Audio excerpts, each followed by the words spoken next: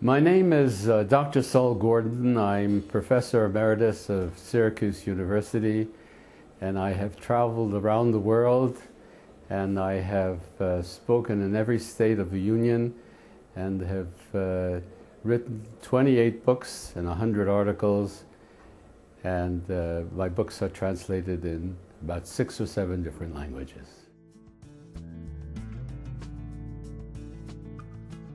Are you an askable parent? We are encouraging parents to be the sex educators of their children. If a child asks you a question, say, "Thanks for asking me this question. It's a very important question. Knowledge is not harmful, ignorance is harmful, and that's why parents need to be the sex educators of their children. And if a child comes to you for help, remember that the child needs help. Children make mistakes. It's time for the parents to turn mistakes into lessons. That's the key question. And it's very important for parents to answer all the questions. And if you don't know the answer, go to the library and find out what the answer is.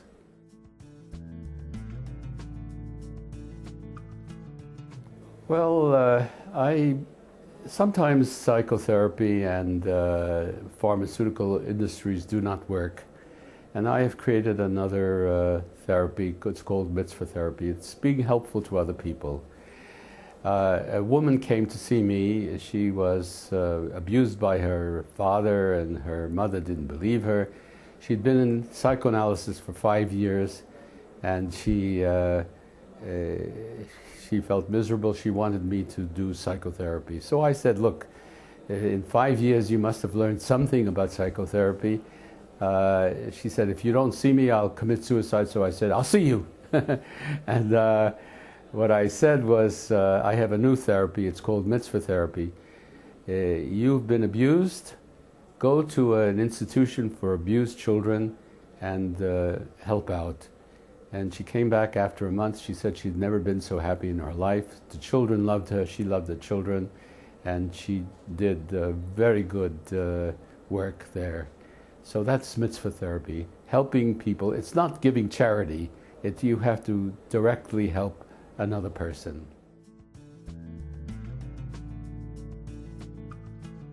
Well, it's people feel sometimes that they are useless. They can't be helpful to anybody else.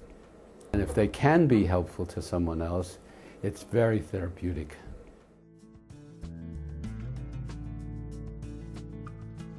Let me tell you another story.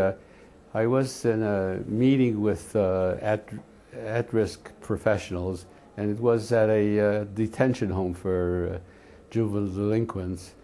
And the meeting was very boring, so I insisted that I talk to the children, to the juvenile delinquents. After I talked, one of the kids said, "Can I ask you a question?" I said, "Yes, of course." My father used to beat the hell out of me. It wouldn't matter how irrelevant it was. He said he did it because he loved me. And he said, "Do you think my father really loved me?" And I said, "No. I didn't. That's not the way to respond to a relationship." So he says, "What do you think I ought to do about it?" And I said, "Take revenge."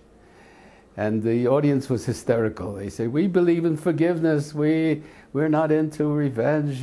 Throw him out." And I said, "Give me 1 minute of your time." And somebody stood up, and "You have 1 minute."